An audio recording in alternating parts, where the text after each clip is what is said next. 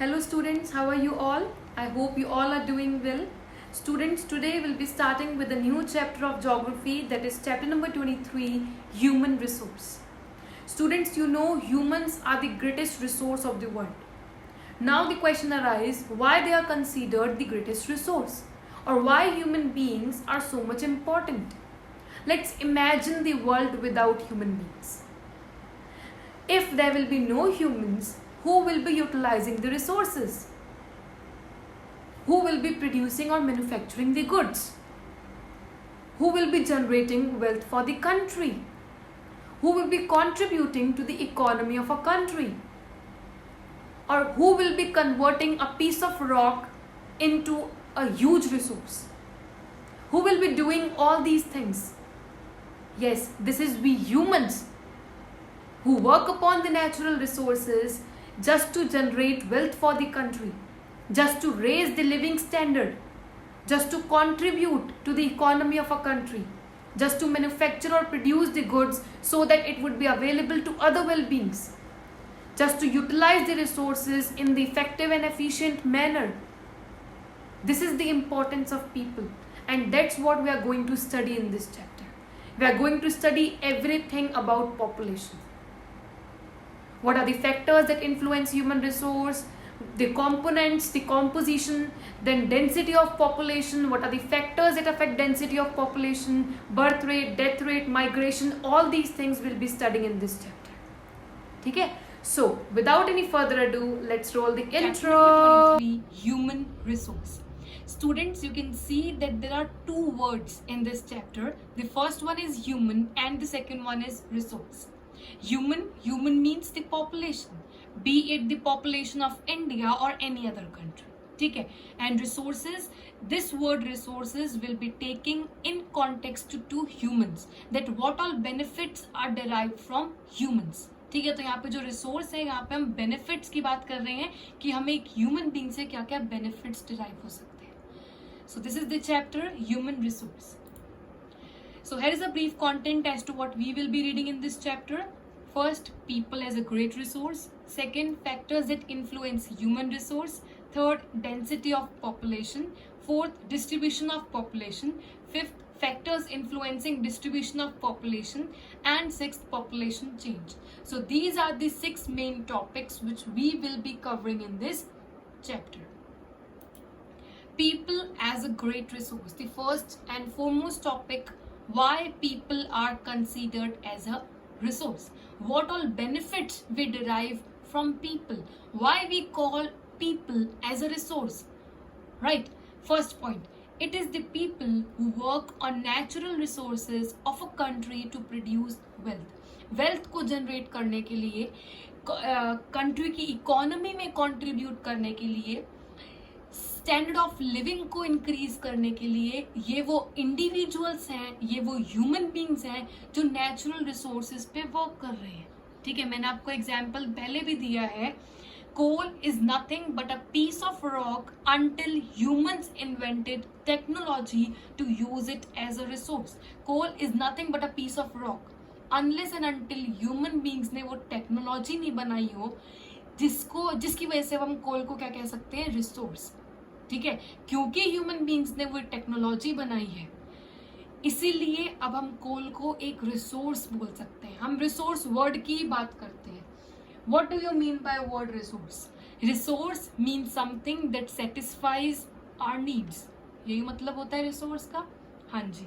अब हम रिसोर्स को अगर ह्यूमंस के कॉन्टेक्स्ट में नहीं देखें, पहले ह्यूमंस के कॉन्टेक्स्ट में देखते हैं. देखो, यहाँ पे हम रिसोर्स को क्या कह रहे हैं, कोई ऐसी चीज जो कि हमारी, मतलब हम ह्यूमन बीइंग्स की नीड्स को सेटिस्फाई करें.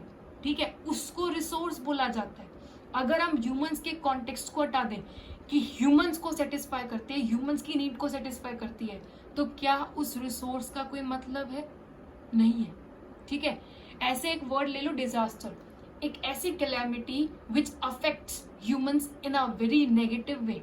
ठीक है, हम डिजास्टर को डिजास्टर इसलिए कहते हैं क्योंकि वो ह्यूमन बीइंग्स को अफेक्ट करती है. कोई भी चीज चाहे वो पॉजिटिवली अफेक्ट करे चाहे वो नेगेटिवली अफेक्ट करे, अगर वो ह्यूमन बीइंग्स को अफेक्ट करती है तो उस चीज का मीनिंग निकल के आता है। डिजास्टर का मीनिंग है, डिजास्टर को हम मीनिंगफुल कहते हैं। क्यों? क्योंकि ये ह्यूमन बींग्स को अफेक्ट करती है। अगर कोई चीज ह्यूमंस को अफेक्ट ना करे तो इनका क्या मीनिंग? ये तो मीनिंगलेस है। रिसोर्स मीनिंगलेस है, डिजास्टर मीनिंगलेस है। तो जब जब हम ह्यूमन के कॉन्टेक्स्ट में बात करते हैं ये चीजें मीनिंगफुल बन के आती हैं। ठीक है, अभी आपके पेरेंट्स आपको एजुकेशन प्रोवाइड कर रहे हैं, ठीक है, वो अपनी मनी को इन्वेस्ट कर रहे हैं सिर्फ इसलिए कि आप एजुकेटेड हो, आप पढ़ेंगे, आप बड़े होके स्किलफुल बनेंगे, आप में स्किल्स आएंगी, राइट। एजुकेशन से आपके पास स्किल्स आएंगी और आप उन स्किल्स को यूटिलाइज करके कंट्री की इकोनॉमी में कंट्रीब्यूट करेंगे। यही उनका सोल रीजन है आपके पेरेंट्स का, ठीक है।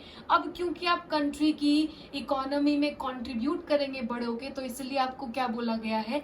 Human resource. आप टीचर बनिए, आप बिजनेसमैन बनिए, आप कुछ भी बनिए, पर क्योंकि आप कंट्री की इकोनॉमी में कंट्रीब्यूट कर रहे हैं, आप कंट्री को वेल्थ प्रोड्यूस करके दे रहे हैं, आप एक ऐसी चीज को यूटिलाइज कर रहे हैं जिसका एक मीनिंगफुल सेंस बन के आता है, इसीलिए आपको ह्यूमन रिसोर्स बोला गया, ठीक है। People provides the inexhaustible source of cheap manpower. Inexhaustible मतलब कभी खत्म नहीं होने वाला source of cheap man power. अगर हम कोई भी चीज हमको मैन्युफैक्चर करनी है, अगर हमें एग्रीकल्चर करना है, तो इन चीज के लिए हम इन सब कुछ करने के लिए हमें क्या चाहिए? लेबर चाहिए, बहुत इंपॉर्टेंट है। और वो लेबर कौन प्रोवाइड करेगा? Human being. अगर ह्यूमन बीइंग नहीं हो गया, अच्छा हम बात करते हैं कि हम मॉडर्न टेक्नोलॉजीज यूज में ले रहे हैं जिसमें हम लेबर इंटेंसिव नहीं, हम कैपिटल इंटेंसिव टेक्निक्स को यूज में लेते हैं। अरे वो टेक्नोलॉजी इन्वेंट करने वाला भी तो एक इंडिविजुअल है। अगर ह्यूमन बीइंग ही नहीं होंगे तो वो टेक्नोलॉजी कौन इन्वेंट करेगा? ठीक है, यहाँ पे हम क्या पढ़ रहे हैं कि पीपल को रिसोर्स क्यों बोला गया है? पॉपुलेशन इतनी वाइटल, इतनी क्रूशियल क्यों है हमारी कंट्री के लिए, किसी भी कंट्री के लिए? The way in which land, sea, minerals, forests and water supplies are being used varies greatly। देखो इनका जो यूसेज है वो भी डिफर करता है। अगर ज्यादा लोग यूज करेंगे, ज्यादा इंडिविजुअल्स हैं तो वो ज्यादा यूज करेंगे, कम इंडिविजुअल्स है तो वो कम यूज में करेंगे। इसीलिए कहते हैं कि under populated country never exploits it's resources. हमें पता है रिसोर्सेज लिमिटेड है। वाटर को ले लो, वाटर लिमिटेड है, ठीक है।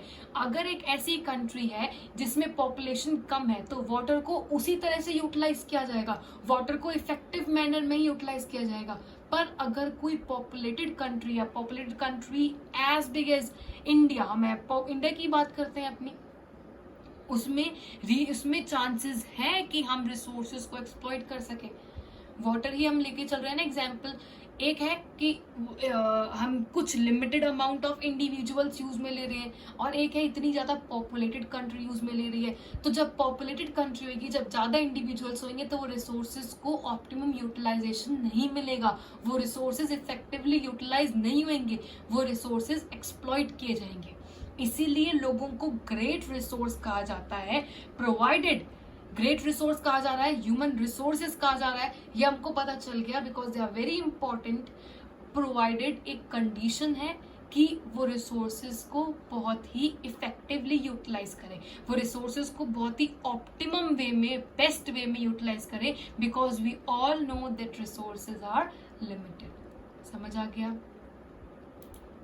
Next topic, factors that influence human resource. ऐसे कौन कौन से फैक्टर्स हैं जो ह्यूमन रिसोर्स को इन्फ्लुएंस करते हैं, जो पॉपुलेशन को अफेक्ट करते हैं? Human resource are important for the development of both country as well as individual.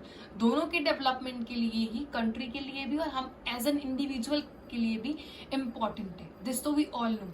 अच्छा, 3 तरह के फैक्टर्स हैं जो बहुत ही इंपॉर्टेंट रोल प्ले करते हैं। The first one is education, the second one is work for wages and the third one is migration. ये तीनों फैक्टर्स ह्यूमन रिसोर्स को ग्रेटली अफेक्ट करते हैं।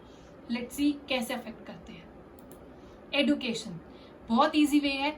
अगर कोई इंडिविजुअल हाईली एजुकेटेड होगा तो वो क्या करेगा? ज्यादा प्रोड्यूस करेगा विद लेस वेस्टेज। या फिर हमारा जो मेन मोटिव आ रहा है, हमको पता चल रहा है कि स्कैर्स रिसोर्सेज है, उनको हमें इफेक्टिवली यूटिलाइज करना है, तो वो एक एजुकेटेड इंडिविजुअल ही कर सकता है। अगर एक इंडिविजुअल हाईली एजुकेटेड है तो वो ज्यादा से ज्यादा प्रोडक्शन करेगा और कम से कम वेस्टेज करेगा। है ना, क्योंकि उसको नॉलेज है उस चीज के लिए, उसको स्किल्स है उसके अंदर इस चीज के लिए। इससे हमारी इकोनॉमी भी क्या होगी, रेज होगी, हमारी इकोनॉमी भी क्या होगी, प्रोडक्टिव होगी। क्यों? क्योंकि वो ऑप्टिमम यूटिलाइजेशन करेगा लिमिटेड रिसोर्स का। मैंने आपको कहा ये कंडीशन है। हाँ, हम ह्यूमन रिसोर्सेज, हम इंडिविजुअल्स बहुत बड़े रिसोर्स माने जाते हैं, पर एक कंडीशन है कि हम अपने रिसोर्सेज को बहुत ही ऑप्टिमम यूटिलाइज करें। और अगर हम एडुकेटेड होंगे तभी हम उन रिसोर्सेज को इफेक्टिवली यूटिलाइज करेंगे। हमने वाटर रिसोर्सेज चैप्टर करा, मैंने आपको रेन वाटर हार्वेस्टिंग टेक्निक के बारे में बताया। ये टेक्निक अब आपको पढ़ने से ही आई ना, क्योंकि आप स्कूलिंग ले रहे हैं, आप पढ़ाई कर रहे हैं, इसलिए आपको आई ना। अब अगर हम किसी इलिटरेट इंडिविजुअल से पूछें, उसको तो पता भी नहीं होगा, उसको तो इस टेक्निक के बारे में पता भी नहीं होगा ना। इसीलिए एजुकेशन इज वेरी इंपॉर्टेंट, और ये बहुत बड़ा फैक्टर है जो ह्यूमन रिसोर्स को अफेक्ट करता है। हम ज्यादा एजुकेशन रिसीव करेंगे तो हम उतना ही हम ऑप्टिमम यूटिलाइज करेंगे अपने लिमिटेड रिसोर्सेज को। Second, work for wages. अच्छा देखो, कई लोग वेजेस मतलब कमाने के लिए, वेजेस के लिए वर्क करते हैं, और कई लोग वेजेस के लिए वर्क नहीं करते हैं। यहाँ पे हम क्या पढ़ेंगे, ऐसे लोग जो कमाने के लिए वर्क नहीं करते, वो भी बहुत इंपॉर्टेंट है। किस तरह से? विमेन, सारी औरतें, ठीक है, हम उनको एक्सेप्शन हम उनको हटा रहे हैं जो कि वर्क करते हैं, ठीक है। All the women who do not work for wages, जो पैसा कमाने के लिए वर्क नहीं कर रही है, या बेसिकली वो कौन है, हाउस वाइफ्स है, ठीक है, जो घर पे काम कर रही है। Look after house hold and children, वो अपने घर के बेसिक डोमेस्टिक चोर्स को देखती हैं, वो अपने चिल्ड्रन को देख रही है, ठीक है। वो विमेन की बात कर रहे हैं जो वेजेस अर्न नहीं कर रही है। Educated women educate their children, हम चाहे एक हाउस वाइफ को ही ले लें, अगर एक हाउस वाइफ एडुकेटेड है, उसने एजुकेशन रिसीव की है, और अपनी मर्जी से ही उसने चाहे कि मैं अपने चाइल्ड को सपोर्ट करूंगी, मतलब अपने घर का काम ही मैं लुक आफ्टर करूंगी, मैं कोई जॉब नहीं करना चाहती, तो वो अपने बच्चों को भी एडुकेट करेगी, राइट? करेगी, हाँ जी करेगी। Children become a better human resource, और बाद में जाके वो क्या बनेंगे, देखो यूथ जो है हमारा, वो हमारी क्या है, बहुत ही इमर्जिंग क्लास है। यूथ जो है वो हमारा मेन सोर्स है हमारी कंट्री का। देख लो, सबसे इंपॉर्टेंट सोर्स यूथ ही होते हैं। क्यों? एक ऐसी जनरेशन जो न्यू जनरेशन है, जो न्यू आइडियाज लेके आई है, वो कंट्रीज को और वेल्थ प्रोड्यूस करके देगी। अगर हम यहाँ पे बात कर रहे हैं उन विमेन की जो वेजेस के लिए वर्क नहीं कर रही हैं, ठीक है, वो विमेन जो वेजेस के लिए वर्क नहीं कर रही हैं, अगर वो हाउस वाइफ है या फिर नहीं भी है, अगर वो अपने चिल्ड्रन, क्योंकि वो एजुकेटेड है, तो वो अपने चिल्ड्रन को भी एजुकेट करेंगी, और बाद में जाके उनके चिल्ड्रन क्या बनेंगे, एक बेटर ह्यूमन रिसोर्स। मैंने आपको कहा है, आपके पेरेंट्स आपको एजुकेशन प्रोवाइड क्यों करा रहे हैं, जिससे बाद में जाके आप स्किलफुल बने, आप बाद में जाके बिजनेसमैन बने, आप बाद में जाके डॉक्टर बने। आप क्या कर रहे हैं, आप वेल्थ को प्रोड्यूस कर रहे हैं, आप इकोनॉमी को जनरेट कर रहे हैं, और आप क्या बन जाएंगी, ह्यूमन रिसोर्स, ठीक है। तो ये दूसरा रीजन है, दूसरा फैक्टर है जो इन्फ्लुएंस करता है। And third one is migration. Migration हमको सबको पता है, movement from one place to another, इसको मोबिलिटी भी कहा जाता है। ऐसी मूवमेंट जब हम एक जगह से दूसरी जगह जा रहे हैं, नो मैटर हम एक कंट्री से दूसरी कंट्री जा रहे हैं, उसको हम एक्सटर्नल माइग्रेशन कह लेंगे, ठीक है, होगा तो वो भी माइग्रेशन है। People go abroad to seek employment, हम बहुत देखते हैं पढ़ने के लिए, जॉब करने के लिए लोग क्या जाते हैं, बाहर जाते हैं, कि हमें वहाँ पे बहुत अच्छी अपॉर्चुनिटीज मिलती हैं तो हम बाहर जाते हैं। Bring lot of wealth and experience to their country. Suppose एक इंडिविजुअल है ए, वो बाहर गया, अमेरिका गया, अपॉर्चुनिटीज मिली वहाँ पे उसको एम्प्लॉयमेंट गेन करने के लिए, या फिर वो स्टडीज के लिए बाहर गया।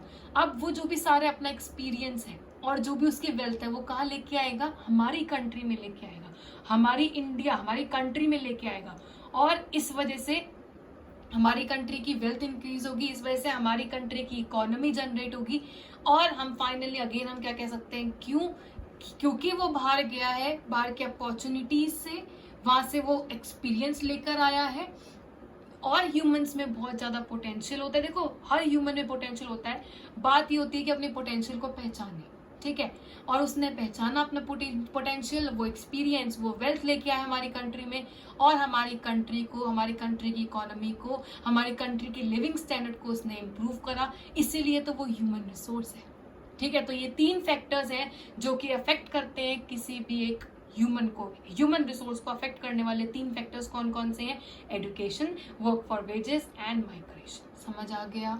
So let's move on to the test time. There is only one question and you have to tell me the answer in the comments. Question number first. Name the 3 factors that influence human resource. वो 3 कौन से factors हैं that influence human resource? ठीक है, पढ़े हैं हमने. हाँ जी, ह्यूमन रिसोर्स की बात कर रही हूँ मैं. आंसर की. Exercise C, question number first.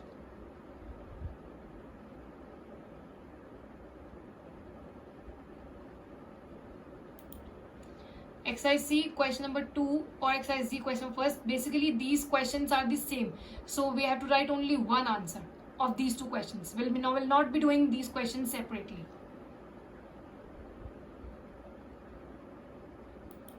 That's it for today. If you have any doubts or queries, feel free to ask me. Thank you and bye-bye.